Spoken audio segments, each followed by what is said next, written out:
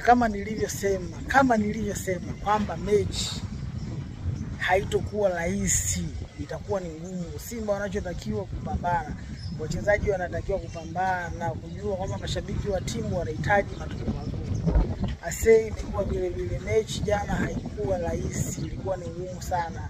Hivyo Simba wameshinda mechi ile, ni kumshukuru Mungu sababu watoto walishamtangulia Simba wakamkanda. Ndio hivyo wachezaji walijitoa na walijua kwamba mashabiki wanahitaji matokeo mazuri, wakapambana, Simba wakapata ushindi wa bao 2-1.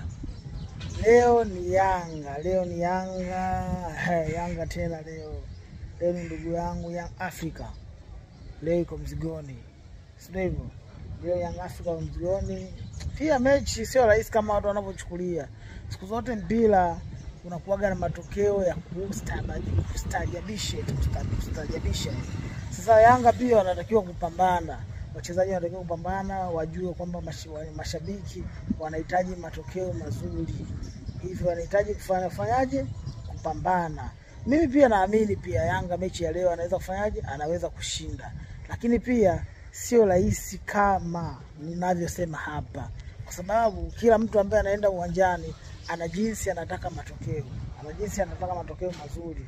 Hivyo hata hao Yanga wanaocheza nao wanahitaji matokeo mazuri. Na hao pia ni wachezaji na binadamu kama walivyo wachezaji wa Yanga. Sote ni binadamu. Ina maana usitegemee eti kwamba eti sisi tunashinda tu kawaida. Na wao pia wanahitaji matokeo, na Mungu wa wote ni huyo mmoja. Hivyo Mungu humpa mtu sawa na kile anachokihitaji.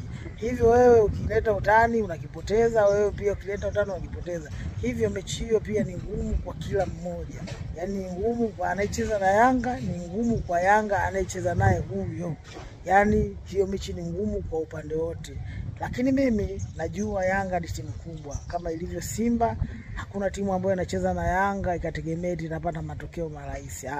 Matokeo siku zote ni mazito.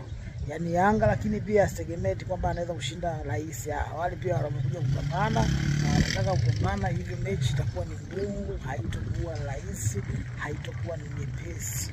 Hivyo jamani, mechi hiyo ni saa 10. Ngoja tuone itakuwaje kati ya mechi hii. Lakini mimi naamini Yanga anaweza kushinda, asilimia nyingi nampa Yanga leo anashinda mechi hiyo ya saa 10. Tusubiri tuone. Lakini pia Yanga msichukulie simple eti rahisi, mnajua mnashinda tunahisi. Natakiwa kupambana. Takiwa kufanyaje? Kupambana.